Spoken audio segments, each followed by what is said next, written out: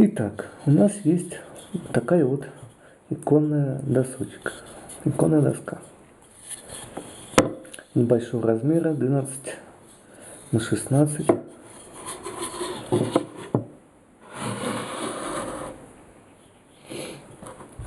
Дерево липа, как и положено.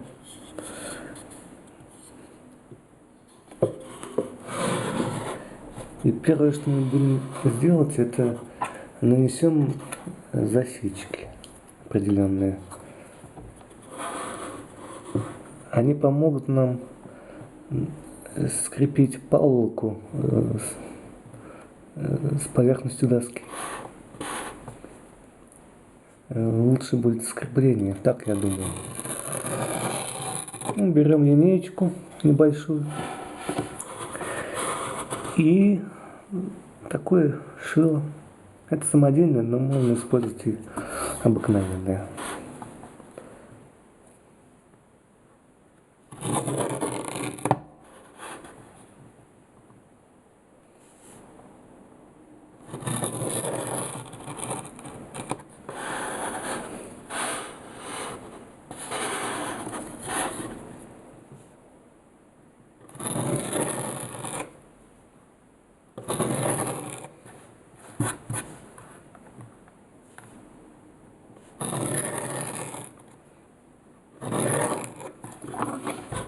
Сначала делаем горизонтальные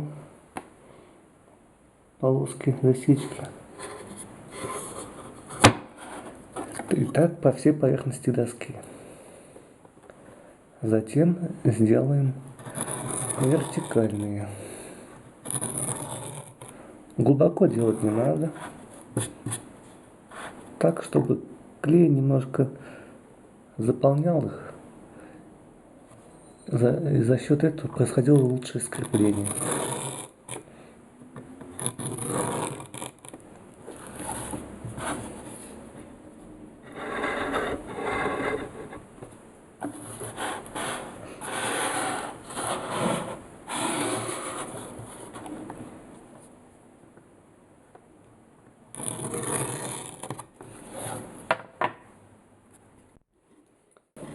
Вот, мы нанесли горизонтальные засечки. Вот так вот. Расстояние мерил на глаз. Примерно 6 миллиметров получилось. Теперь сделаем вертикальные. Все делаем точно так же. Также 6 миллиметров.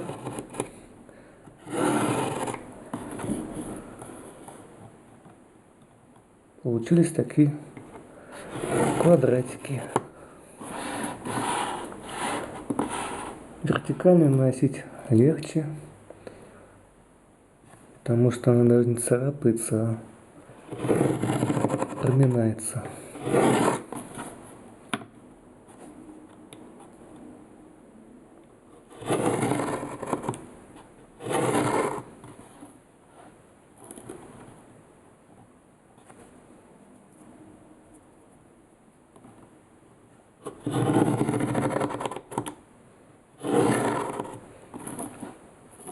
И вот таким вот манером мы всю доску делаем в клеточку.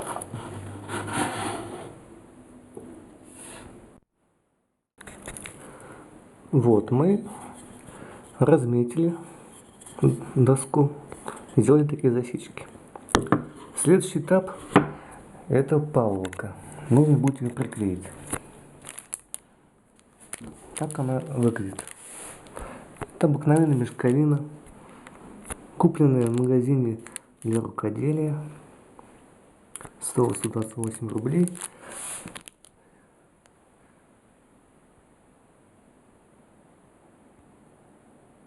Размеры 50 на 50. 100% лен. Есть серые, но я купил белую. Мне кажется, она лучше. Вот, вырезаем вот такой вот кусочек ткани по размеру доски.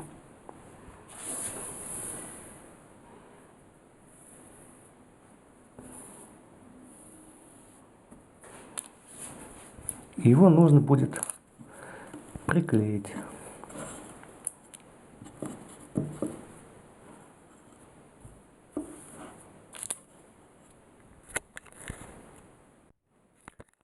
Тут нужно понимать, что в этом видео я показываю вам, как сделать бюджетную иконную доску. То есть покупаем дешевую мешковину, доска не особо дорогая, стоила она рублей 600, имеется в виду длинная. Потом она нарезалась, и штучек 12 из нее получилось. Итак, я использую клей ПВА строительный, бюджетный вариант. 100 рублей стоит такая вот большая баночка. Но вы можете купить клей Момент, тоже строительный такой, чуть поменьше баночка. Супер, он как называется, как. В общем, очень довольно крепкий. Итак, сейчас мы будем наносить клей. Тут уже как хотите можете наносить, не обязательно так. Главное не переборщить. Здесь мы уже задействуем пальцы. Придется испачкаться. Размазываем по поверхности.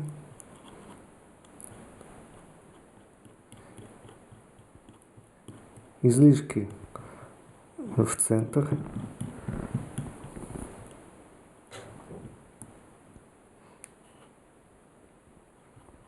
Так, теперь берем мешковину, вернее кусочек из нее, нами отрезанный.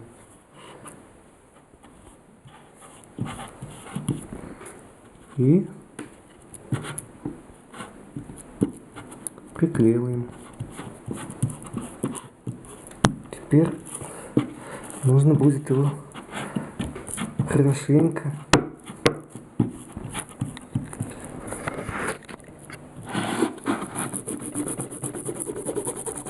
вот такими движениями втереть клей, хорошенько посадить. Если что-то выходит, нужно поправить. Не нужно, чтобы мешковина заходила за края, а то придется подрезать.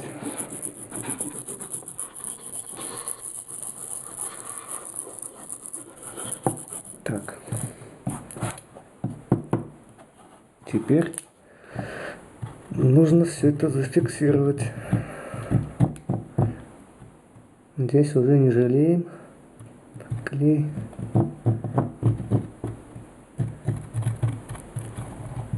Клей затекает в засечки и лучше сцепляется. По крайней мере, мне так думается.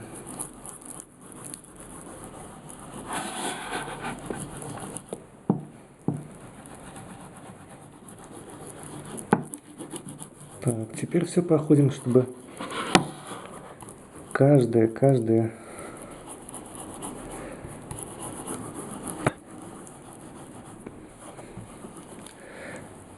квадратик заполнился клеем. У нас образовались излишки. Теперь берем эту посудину и убираем излишки, втирая клей.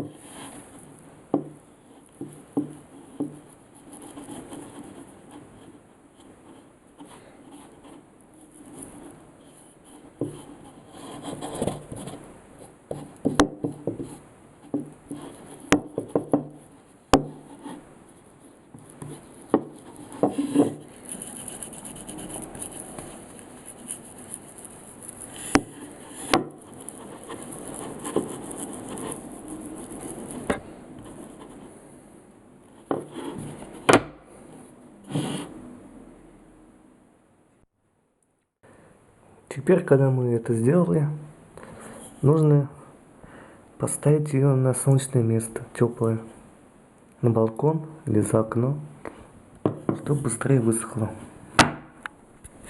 Видите, заполнили все квадратики в мешковине. Некоторые остались, но потом, после высыхания, нужно будет пройти еще примерно 2 раза до полного высыхания. Тогда она зафиксируется очень-очень плотно и уже точно не оторвется.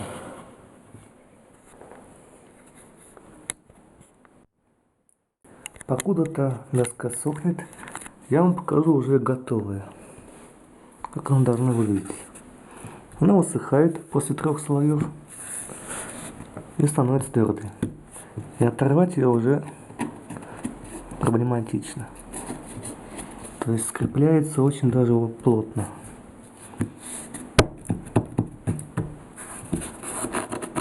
Становится вот такой-то.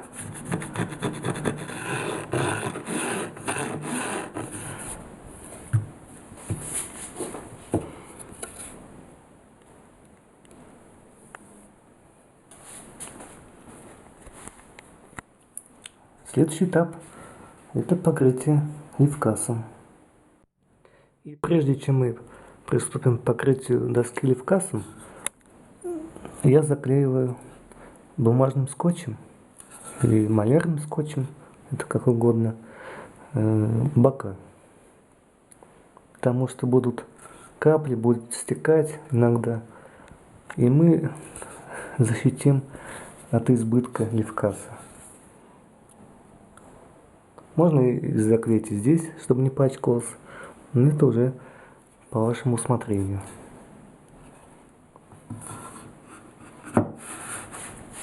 Итак, лифкас я использую купленный в художественном магазине, называется грунт лифкас, стоил рублей 300. Не дешевый, но хватает намного. Такой баночки хватает штучек на, может быть, даже 8 досочек. То есть достаточно много.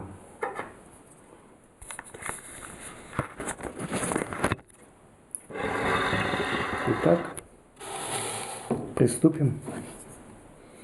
Используем мастихин. Они разного размера. Это уже как хотите, такой используйте. Можно поменьше, можно побольше.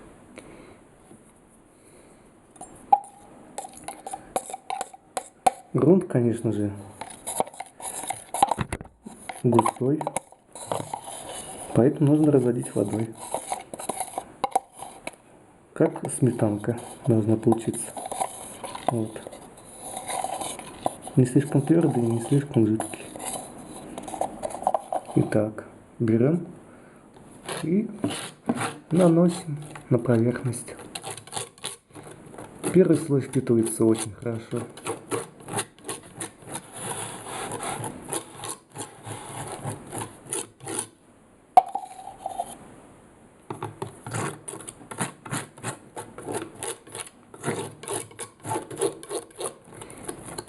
Он, можно сказать, больше втирается, чем наносится.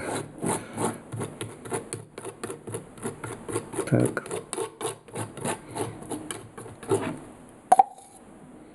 Главное следить за краями, потому что они должны быть ровные.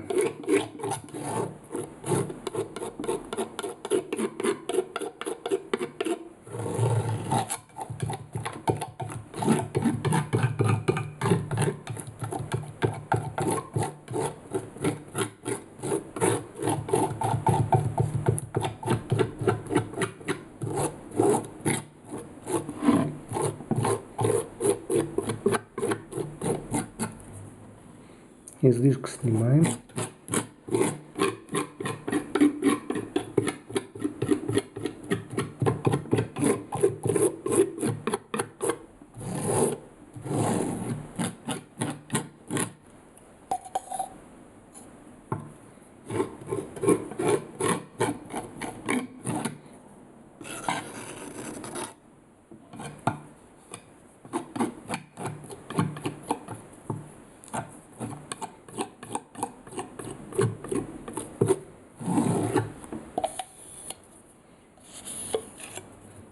Главный прием это вот снятие баночку излишка. За счет этого выходит выравнивание получается. То есть не будет бугров и ямы и подобное. Все ровненько. Края также проходим.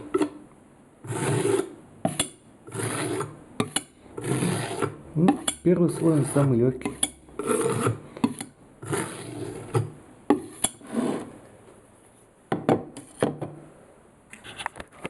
Вот таким вот манером мы слой за слоем и проходим. На стол лучше что-нибудь постелить, чтобы не пачкать. Вот видите, заезд есть.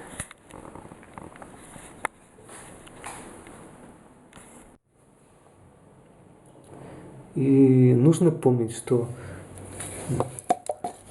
перед каждым слоем нужно наносить жидкий лифказ.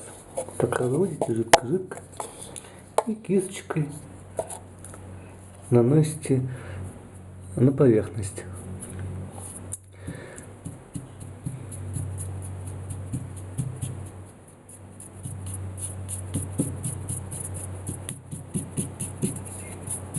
Оно высохнет быстро,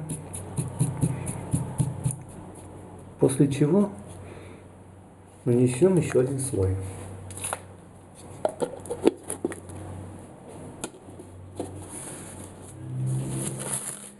Итак, слой высох. Теперь можем наносить наш лифказ. Берем немножко и размазываем по поверхности.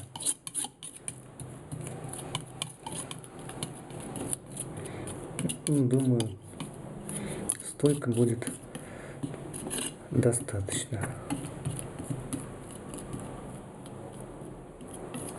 Так, излишки снимаем с мастихина и начинаем выравнивать. И снимаем. Проводим и снимаем. Проводим и снимаем. И таким манером мы добиваемся ровной поверхности. Можно в другую сторону. Главное, чтобы края, углы, все сохранилось в целости и сохранности.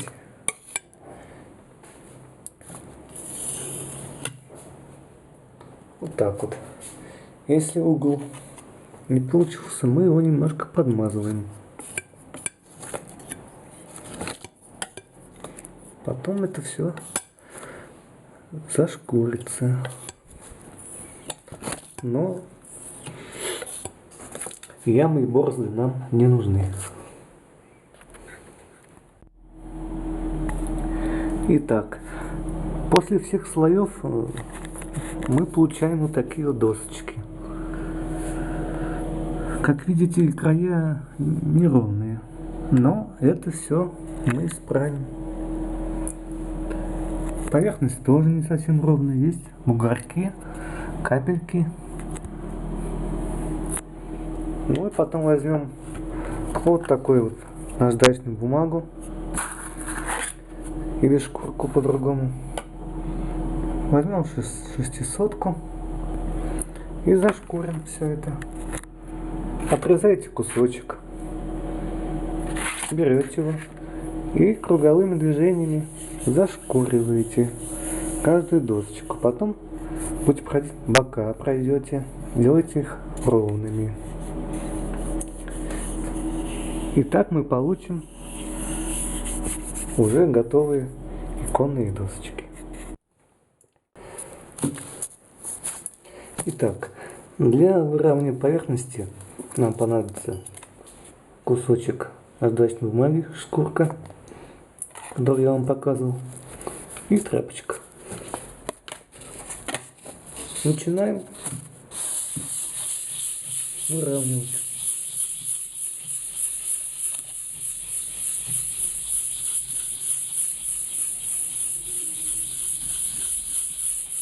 образуется такой вот порошочек. Его надо убирать, чтобы не забивался. Шкурочка забивается, но поэтому нужно больше.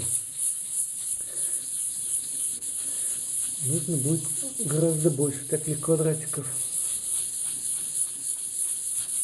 Вот в таком духе мы и выравниваем.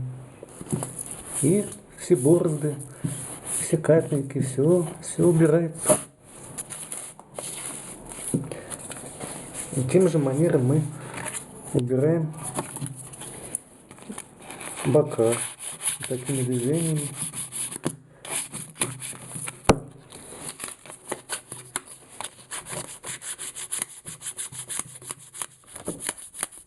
Лучше делать на весу, конечно, но тогда я не смогу заснять. Поэтому приходится делать так, как есть.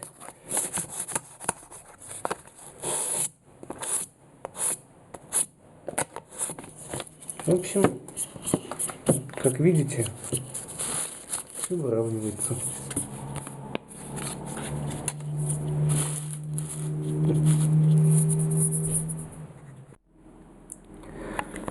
Вот, это уже готовый вариант. Как видите, поверхность совершенно ровная, гладенькая. Тыльную сторону мы покрасили краской. Вот. Я крашу темперой. А затем покрываю лаком для мебели. То есть он лак по дереву. Быстро сохнет. Не прилипает. Очень хороший лак. И вот у нас готовая икона досочка. Можно уже на ней писать икону.